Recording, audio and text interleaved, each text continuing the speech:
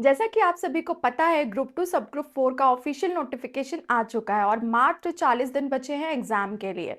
अक्सर मुझसे एस्पिरेंट्स पूछते हैं कि मैम आपने दो दो गवर्नमेंट जॉब्स निकाले हैं, आपकी स्ट्रैटेजी क्या रही है।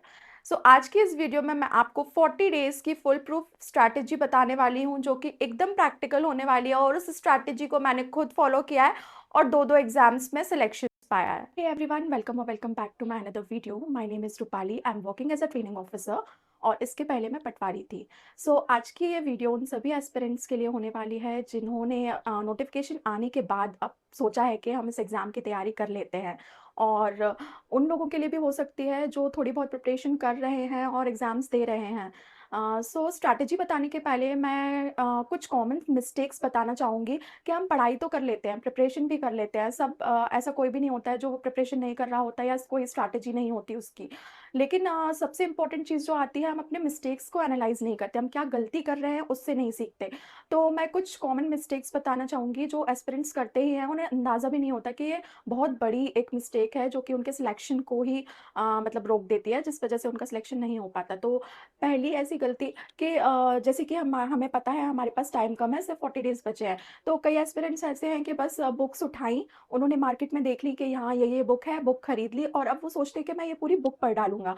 तो क्या ये पॉसिबल है? प्रैक्टिकली ये बिल्कुल भी पॉसिबल नहीं है कि आप बस एग्ज़ाम के नोटिफ़िकेशन आने के बाद 40 डेज़ में आप सोचो कि मैं पूरी बुक पढ़ लूँगा, सिलेबस पूरा खत्म कर दूँगा, एक-एक टॉपिक कंप्लीट कर लूँगा, तो ये प्रैक्टिकली किसी भी सब्जेक्ट के लिए पॉसिबल नहीं है। अब यहाँ पे जो है वो स्मार्ट वर्क का रोल आता है कि हमें कैसे डिसाइड करना है कि कौन-सा टॉपिक जो है वो हमारे एग्ज़ाम के लिए इम्पोर्टेंट है या फिर हो सकता है और कौन-सा ऐसा टॉपिक है जो हम स्किप कर सकते हैं। ये चीज़ जिस भी एस्पिरेंट ने डेवलप कर ली, तो उसका कहीं न कहीं उसके सिलेक्शन के जो चांसेस हैं वो बढ़ जाते हैं। और सबसे बड़ी एक कॉमन मिस्टेक ये भी होती है एस्पिरेंट्स की कि वो मतलब हर दिन या फिर मैं कह लूँ कि एक-एक हफ्ते, एक-एक महीने एक सब्जेक्ट को पकड़ के बैठ जाते हैं।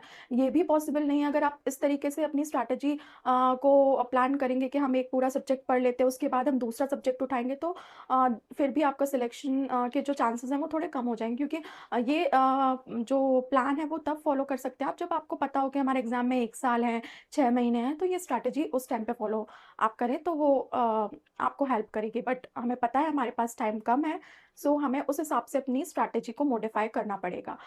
चलिए अब विदाउट वेस्टिंग एनी टाइम हम अपनी स्ट्रैटेजी को डिस्कस करते हैं। यहाँ पे मैंने ये स्ट्रैटेजी आपके लिए लिख रखी है जो कि मैंने भी फॉलो की है और इसी स्ट्रैटेजी को फॉलो करके मेरे 2-2 एग्ज़ाम्स क्रैक हुए हैं।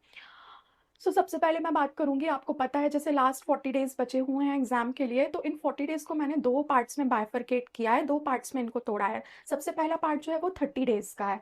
30 डेज़ में हमें क्या-क्या करना है वो यहाँ पे मैंने लिखा हुआ है। उसके बाद मैंने ये 10 डेज़ का स्लॉट अलग से बनाया है जो कि फुल्ली फ़ोकस्ड होगा हमारा रिवीजन और मॉक के लिए।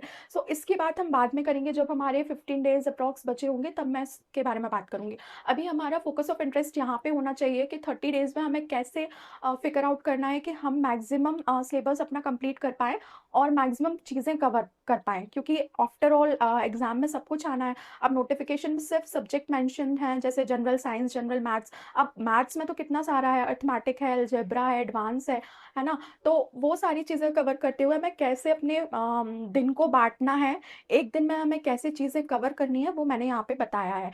30 डेज़ में 30 दिन में आपको हर दिन ये फॉलो करना है। तो यहाँ पे ये टाइम मेंशन है और यहाँ पे ये सब्जेक्ट्स मेंशन है। तो अगर मैं बात करूँ ये बिल्कुल प्रैक्टिकल है, ऐसा बिल्कुल मत सोचिएगा कि इतने ज़्यादा ये तो पूरा दिन ही कवर हो रहा है। ये जो बेसिकली मैंने प्लान बनाया है, अगर आप फुल फ्लेज्ड एस्पिरेंट हैं, तो आप ये फॉलो कर सकते हैं। जैसे कि सुबह आप मॉर्निंग का जो टाइम होता है 6 से 8 अप्रॉक्सिमेटली यहाँ पे जो एक मैंने बैंड बनाया है 6 से 8 का, यहाँ पे आप सब्जेक्ट्स हैं जैसे general knowledge, general science, computer. ये कुछ ऐसे सब्जेक्ट्स होते हैं जो जिनसे अक्सर क्वेश्चन फैक्चुअल आते हैं और कुछ अंदर मतलब डीप में भी पूछी जाती हैं चीज़ें। कॉन्सेप्चुअल भी होते हैं लेकिन मैक्सिमम टाइम अगर हम देखें तो फैक्चुअल आते हैं। तो इन सब्जेक्ट्स को हम क्या कर सकते हैं, मॉर्निंग में कवर कर सकते हैं, ठीक है? यहाँ पे ये 2 घंटे का होगा। मैं मेंशन कर देती हूँ, ये जो बैंड है हमारा 6 से 7, 7 से 8, 2 घंटे का है। इसको हम एक्सटेंड भी कर सकते हैं, 9 भी कर सकते हैं। तो इसमें अगर आप प्रॉपर 1-1 घंटा भी एक-एक सब्जेक्ट को देते हैं, तो वो मोर देन इनफ है।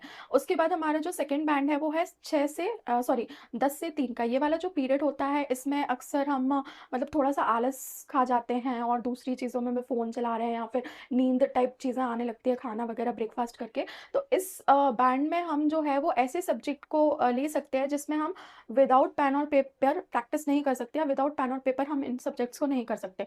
सो मेरा ये एडवाइस रहेगा, आप इस बैंड में मैथ्स और रीजनिंग को रखिएगा।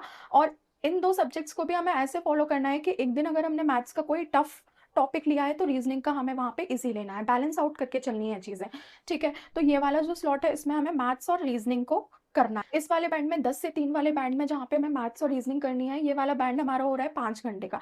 ये मेरे ख्याल से मोर देन इनफ है, अगर आप अच्छे से टॉपिक वाइज़ टॉपिक और कई टॉपिक्स में तो ऐसा होता है कि फिक्स्ड पैटर्न होता है क्वेश्चंस का, जैसे टाइम एंड वर्क हो गया, फिक्स्ड पैटर्न होता है। तो अगर आप उसी टाइप के क्वेश्चंस लगा रहे हैं और नंबर ऑफ क्वेश्चंस की प्रैक्टिस कर रहे हैं, तो वो जो टॉपिक है आपका बहुत अच्छे से हो जाता है। फिर किसी भी तरीके से क्वेश्चन घुमा के आ जाए, आपसे बन जाएगा, ठीक है? तो इस वाले बैंड में आपको ये दोनों सब्जेक्ट्स को करना है, और ये दोनों सब्जेक्ट्स पे आपकी बहुत अच्छी पकड़ होनी चाहिए, क्योंकि मैंने 2022 का जो पेपर था प्रीवियस वैकेंसी में ग्रुप 2 सब ग्रुप 4 का, उसमें भी ऐसे ही आया था, जिस बार जैसा इस बार है ना 200 मार्क्स का पेपर है और 100-100 नंबर के 4-4 सब्जेक्ट्स को डिवाइड किया गया है, लेकिन कभी भी ऐसा कहीं मेंशन नहीं है कि 25-25 मार्क्स के क्वेश्चंस आने वाले हैं। सो उस टाइम पे जो मैथ्स और रीजनिंग का वेटेज था, मेरे पर्टिकुलर शिफ्ट में काफ़ी ज़्यादा था। तो इन दोनों सब्जेक्ट्स को तो आप स्किप करके या थोड़ा-सा कम पढ़ के नहीं चल सकते। इन पे आपको अपनी अच्छी कमांड बनानी ही पड़ेगी, और सिर्फ इस एग्जाम के लिए नहीं, अगर आप किसी और एग्जाम को भी टारगेट कर रहे हैं एमपी एएसबी के थ्रू, तो आपको इन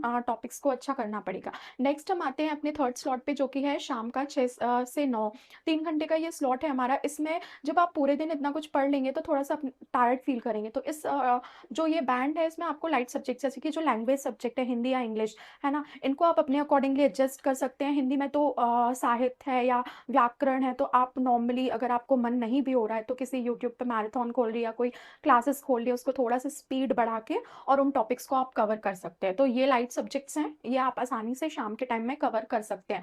अच्छा, अब एक सब्जेक्ट आपका और बचता है, जो कि है मैनेजमेंट, है ना। मैनेजमेंट चूंकि यहाँ पे एक बिग रोल प्ले करता है, और ये सब्जेक्ट भी काफ़ी बड़ा है और लोगों को ज़्यादा समझ नहीं आता, क्योंकि इसमें बहुत सारी थ्योरीज होती हैं और कम्युनिकेशन और काफ़ी सारे ऐसे टॉपिक्स होते हैं जो जनरली लोग नहीं समझ पाते, ठीक है। तो इस सब्जेक्ट को आपको ये सारे सब्जेक्ट्स कंप्लीट करने के बाद उठाना है, जितना भी टाइम, जैसे यहाँ पे आपके पास थोड़ा बहुत टाइम बच रहा है ना, एक्स्ट्रा लग रहा है, या फिर इसके बाद आप सोच रहे हैं कुछ और पढ़ लेते हैं, तो उस टाइम पीरियड में आपको क्या उठाना है, मैनेजमेंट सब्जेक्ट उठाना है, ठीक है। तो इस स्ट्रैटेजी का जो मैंने आपको बताया, इसका सबसे एक बड़ा एडवांटेज ये है कि आपके आठों के आठों जो सब्जेक्ट हैं, वो एक दिन में कवर हो रहे हैं, और ये सबसे अच्छी चीज़ है, क्योंकि अभी जैसे मैंने बताया कि एस्पिरेंट्स क्या करते हैं, 2 दिन एक सब्जेक्ट पढ़ लिया, फिर 2 दिन दूसरा सब्जेक्ट पढ़ लिया, तो उसमें ये होता है, मतलब नॉर्मल एस्पिरेंट्स की बात करी हूँ, मेरे जैसे जो नॉर्मल स्टूडेंट्स होते हैं, उनमें एक एंग्जाइटी आ जाती है, और एग्जाम जैसे जैसे पास आता है, तो ये एंग्जाइटी बढ़ती जाती है कि ये सब्जेक्ट को छूट ही गया है, ये तो मैंने 2 दिन पहले पढ़ा था। तो ये चीज़ आपके अंदर बिल्कुल भी नहीं होगी अगर आप इस स्ट्रैटेजी को फॉलो करेंगे,